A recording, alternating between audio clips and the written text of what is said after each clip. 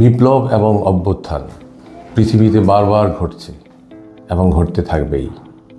আমরা দেখেছি 1969-এর গণঅভ্যুত্থান, সেখানে শহীদ হয়েছিলেন আসাদ। সে আসাদের রক্তমাখা জামা নিয়ে সেদিন রাজপথে নেমেছিল বাংলাদেশের জনগণ। সেটাও ছিল একটা মহান অভ্যুত্থান।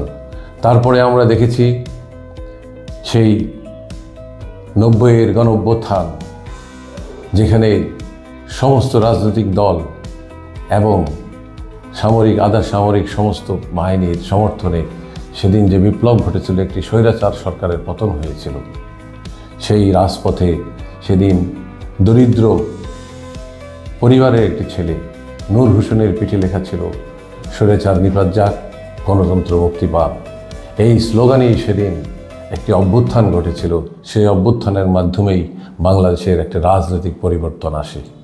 সেই পরিবর্তনের মাধ্যমেই সেদিন আমাদের পর্যায়ক্রমে মানুষের ভোটের অধিকার, ভাতের অধিকার এবং মানুষের শান্তি ফিরে এসেছিল একটি স্বৈরাচার সরকারের পতনের মাধ্যমে। তারই ধারাবাহিকতায় দীর্ঘদিন 15 বছর আমরা একটা কষ্টের মধ্যে, আমরা রাজপথে রাস্তায় ঘাটে কথা বলতে পারতাম না, সাংবাদিকরা মন মতো তারা লিখতে পারতেন না, কলমের স্বাধীনতা ছিল না। সেই ফ্যাসিস্ট হাসিনার পতনের জন্য দীর্ঘদিন সংগ্রাম করেছে, মানুষ গুম হয়েছে, মানুষ অত্যাচারিত হয়েছে, মিথ্যা মামলায় মানুষ বছরকে বছর জেলে থেকেছে।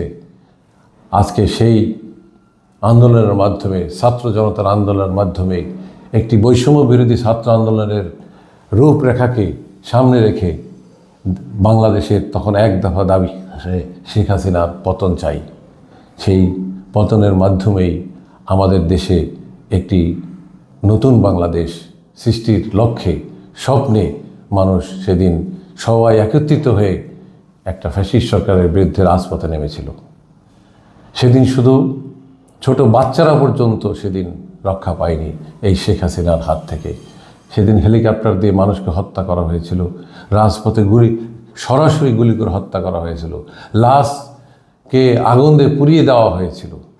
সেই যে স্পিরিট, সেটাকে রক্ষা করার জন্য আমাদের এই জাতিকে নতুন করে আবার ভাবতে হবে, সেই জাতির আকাঙ্ক্ষাকে লালন করতে হবে।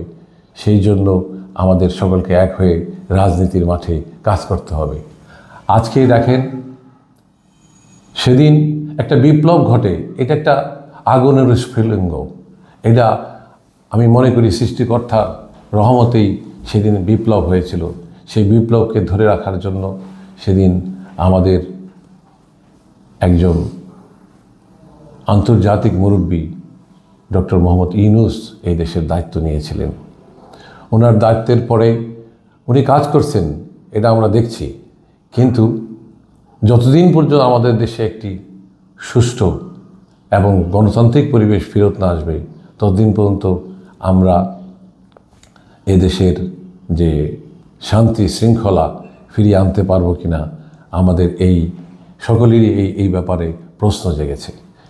এখন অন্তর্বর্তীকালীন সরকার, আমি দেখেছি উনি বিভিন্ন সম্মেলনে গিয়ে, আন্তর্জাতিক সম্মেলনে গিয়ে বাংলাদেশ নিয়ে কথা বলেছেন, বাংলাদেশকে নিয়ে, বাংলাদেশের উন্নয়নের জন্য কথা বলেছেন, বিনিয়োগকারীদেরকে আহ্বান করেছেন।